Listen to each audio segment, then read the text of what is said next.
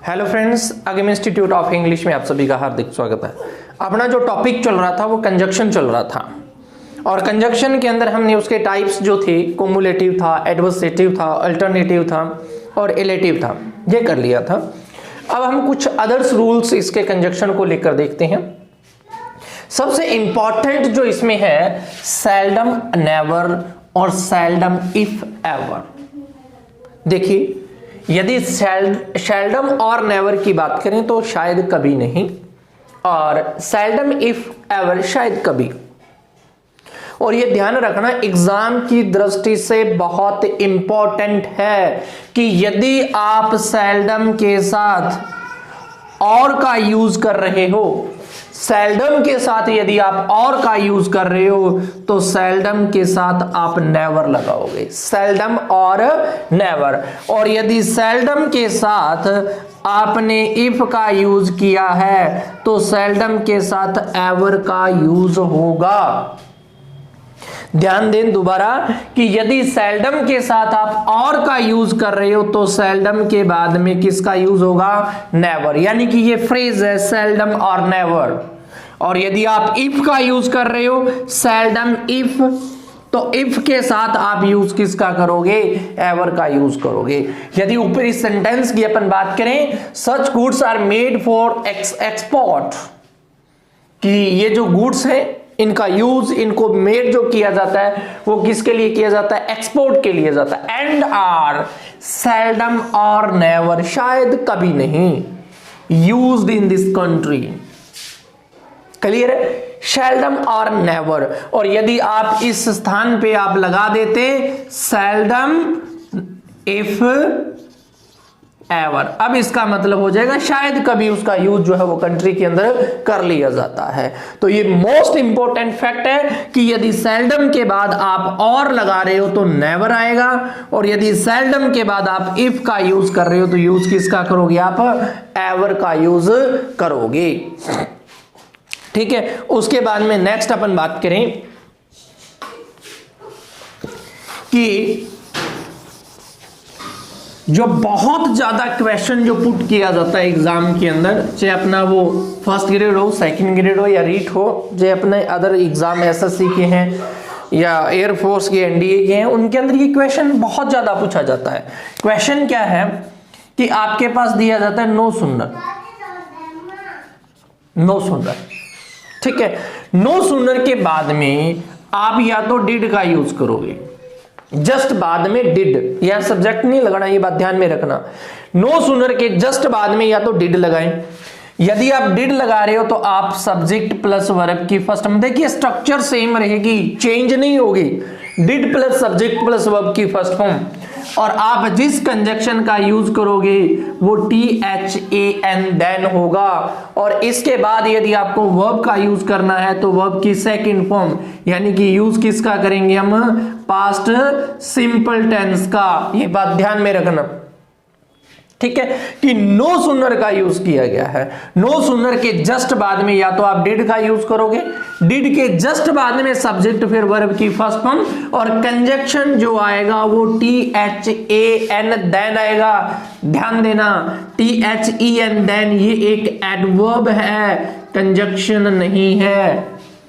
THEN then adverb है, conjunction नहीं है, AN कंजक्शन है। दूसरी स्ट्रक्चर इस नो सुनर को लेके क्या बनती है कि नो सुनर के जस्ट बाद में आपको दे दिया जाए हेड, हेड के साथ सब्जेक्ट और फिर वर्ब की कौन सी फॉर्म आएगी?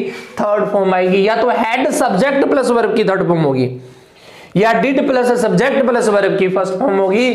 और कंजक्शन जो यूज करोगे वो आप क्या करोगे? देन का, और उसके बाद में वर्ब की सेकंड फॉर्म। ये एक नेगेटिव सेंटेंस है। कौन सा सेंटेंस है ये? नेगेटिव सेंटेंस है। और इसका जो मीन होगा वो पॉजिटिव अर्थ देगा। अर्थ क्या देगा?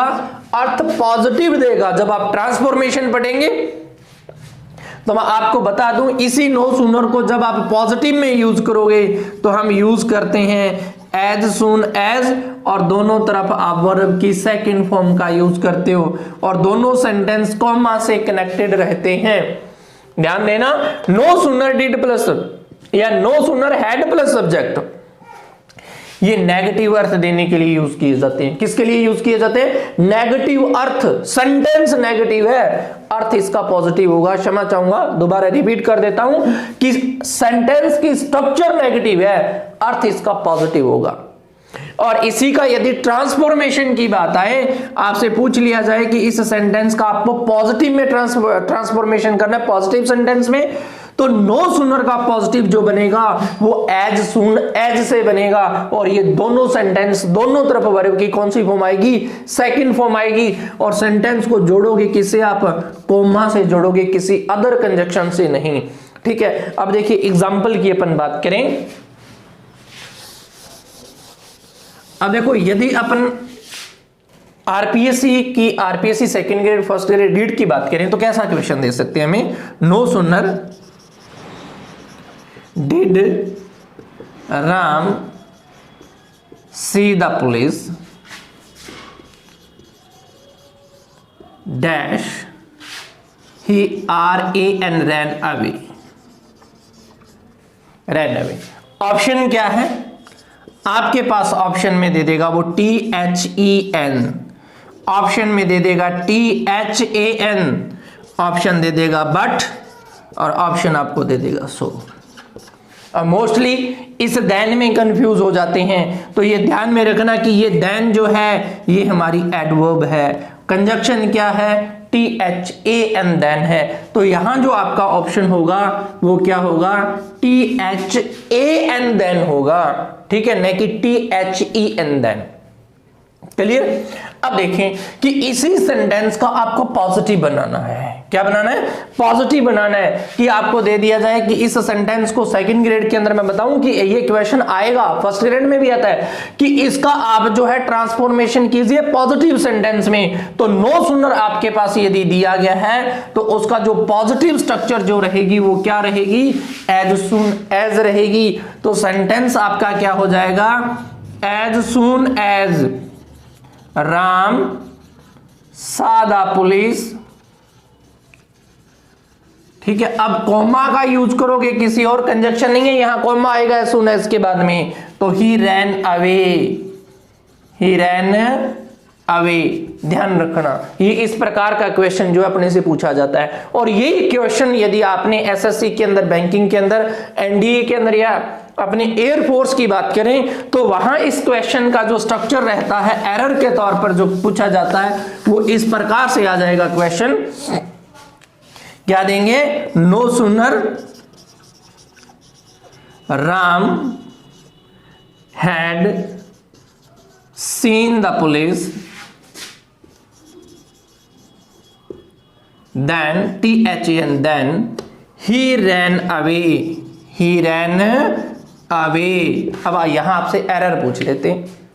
अब एरर की बात करें, आप सेंटेंस को रीड करके देखो कि कहां दिक्कत आ रही है तो वो एरर है। ये तरीका गलत है कि यहां जच नहीं रहा तो यहां एरर हो सकती है, कभी नहीं।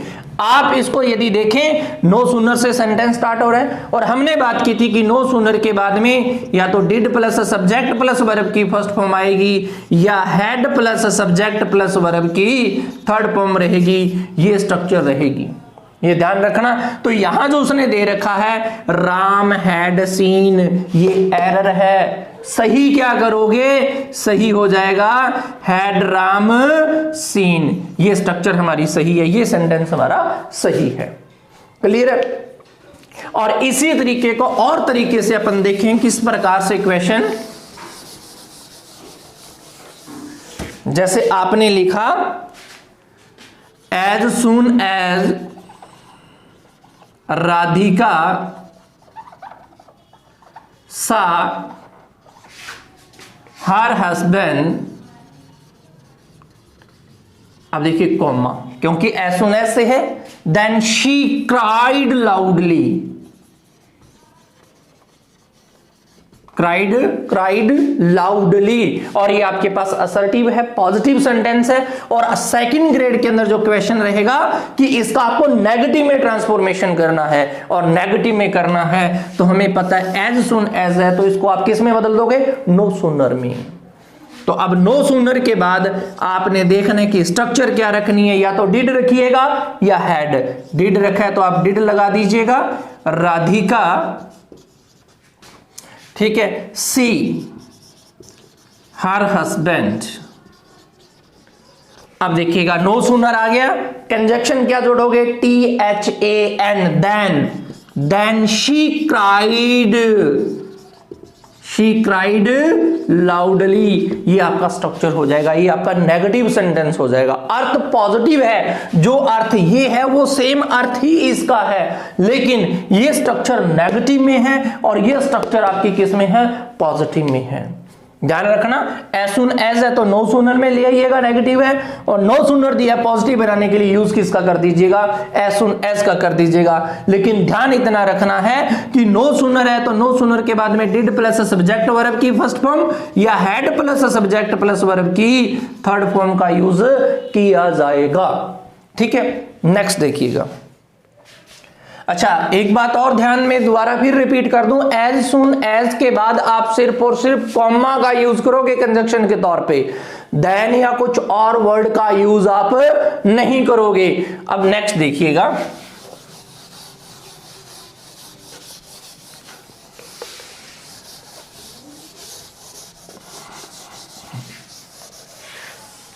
अब देखें हम बात करेंगे हार्डली और स्कैर्सली। हार्डली और स्कैर्सली ये दोनों ही एडवर्ब हैं, ये दोनों ही क्या आपकी एडवर्ब है। क्लियर, एडवर्ब है।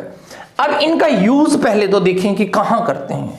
इनका यूज वर्ब फ्रेज के अंदर किया जाता है, या मैं कहूं कि इनका यूज जो है, these are always used before verb. ये बात ध्यान में रख लेना, बहुत इंपॉर्टेंट है, क्योंकि पैसिव के अंदर ये सेंटेंस हम गलत करते हैं। ठीक है, कि हार्डली स्कैर्सली जो है ये एडवर्ब है और इनका यूज हमेशा मेन वर्ब से पहले किया जाता है। पहले तो अपने यहां चर्चा इसी पे कर लेते हैं। जैसे हमारे पास सेंटेंस आ गया, Ram had hardly done this work, और आपको कहा जाए कि इसका पैसिव बनाइएगा। एग्जाम के अंदर सेकंड ग्रेड में भी है, फर्स्ट ग्रेड में भी है। अब पैसिव की जब अपन बात करें तो आपके पास ऑप्शन में क्या मिलेगा, दिस वर्क, हम लगा देंगे हैड का had been done by Ram, और लास्ट में हम लगा देते हैं हार्डली, क्योंकि ये हमें बताया गया है कि एड सब्जेक्ट ऑब्जेक्ट हेल्पिंग वर्ब की third form by plus subject, बाकी सारा पीछे लगा दो, ऐसा बताया जाता है। आपने हार्डली पीछे लगा दिया, सेंटेंस गलत हो गया आपका। ये क्लियर है, ये गलत है। सही क्या होगा, क्योंकि ये हार्डली है, स्कैर्सली है, इनका यूज हमेशा मेन वर्ब से पहले करोगे आप। तो सही इसका क्या होगा, क्या स्ट्रक्चर इसकी सही होगी, this work had hardly been done. ठीक है, अब आप लगाना चाहें तो बाय राम लगा सकते हो, अदरवाइज कोई आवश्यकता नहीं है। तो ये हार्डली है, स्कैर्सली है, इनका यूज हमेशा मेन वर्ब से पहले, किससे पहले, मेन वर्ब से पहले, या ये कहूं हेल्पिंग वर्ब के जस्ट बाद यूज किया जाता है। क्लियर है, पहली बात ये ध्यान में रखना, इसे एडवर्ब ऑफ फ्रीक्वेंसी बोलते हैं, एडवर्ब ऑफ फ्रीक्वेंसी। ये एडवर्ब ऑफ फ्रीक्वेंसी कहलाते हैं, क्योंकि ये सेकंड ग्रेड के अंदर क्वेश्चन पूछा जाता है। एडवर्ब आपको अंडरलाइन करके दे देंगे कि हार्डली क्या है, adverb of time, adverb of manner, adverb of frequency, ठीक है, और कुछ और दे देंगे एडवर्ब ऑफ प्लेस वगैरह, तो आपको फाइंड करना है। तो ये एडवर्ब ऑफ फ्रीक्वेंसी है, बारंबारता है, कभी कभार के सेंस में यूज हो रहा है ना। तो ये बात ध्यान में रखना। पहली बात कि हार्डली और स्कैर्सली एडवर्ब ऑफ फ्रीक्वेंसी है, इनका यूज हमेशा आप मेन वर्ब से पहले, या मैं ये कहूं कि हेल्पिंग वर्ब के जस्ट बाद किया जाता है। अब देखें कंजक्शन से रिलेटेड इसमें क्या क्वेश्चन है अपना। अब देखिए कंजक्शन से रिलेटेड क्या है कि हार्डली और स्कैर्सली आपके पास सेंटेंस में दिया गया है, और इसके बाद आपका जो कंजक्शन आएगा वो व्हेन या बिफोर आएगा। आप या तो व्हेन का यूज कर दीजिएगा या आप बिफोर का यूज कर दीजिएगा। दोबारा रिपीट कर रहा हूं, हार्डली दे रखा है, स्कैर्सली दे रखा है, हार्डली के बाद में, स्कैर्सली के बाद में आपका कंजक्शन व्हेन या बिफोर होगा। क्या होगा? व्हेन या बिफोर होगा, किसी अदर कंजक्शन का आप यूज नहीं कर सकते। अब देखिए क्वेश्चन क्या है, क्वेश्चन क्या है, she had hardly completed her work dash other work was given to her, other work was given to her। Option आपके पास क्या है? देखिए जो जचता है ना वो पहल पोत मिलेगा आपको, है ना। ऑप्शन ए आपके पास दे दिया THEN देन, ऑप्शन बी दे दिया THAN, ऑप्शन सी दे दिया आपको व्हेन दे दिया, और डी में आपको दे दिया फॉर। अब एग्जाम के अंदर मोस्टली स्टूडेंट्स ध्यान देना क्या मिस्टेक करेंगे कि Ram had hardly completed her work then other work was given to him, then other work was given to him, for other work was given to him, given to her sorry, और when other work was given to her।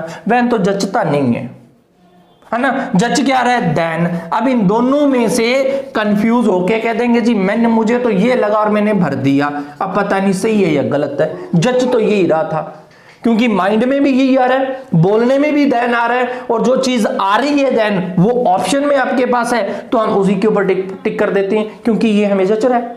गलत है। Exam के अंदर ऐसे कभी भी answer न भरें जचा के, खास करके इंग्लिश को कि मैचिंग करके, प्लीज नहीं, ठीक है। अब देखिए यदि आपके पास यहां क्या दिया गया है, हार्डली दिया गया है, क्लियर है, हार्डली है, स्कैर्सली है, और हार्डली और स्कैर्सली के बाद में आपका जो कंजक्शन होगा वो व्हेन या बिफोर होगा। तो यहां जचे या न जचे, आपने मैचिंग नहीं बिठानी, यहां जचे या न जचे, आपका जो यहां ऑप्शन होगा वो क्या होगा, when other work was given to her. और यदि व्हेन के स्थान पर बिफोर होता तो आप इसका ऑप्शन क्या करते, before other work was given to her. Clear है। आज के लिए इतना ही। प्लीज वीडियो को लाइक शेयर कमेंट जरूर करें। धन्यवाद।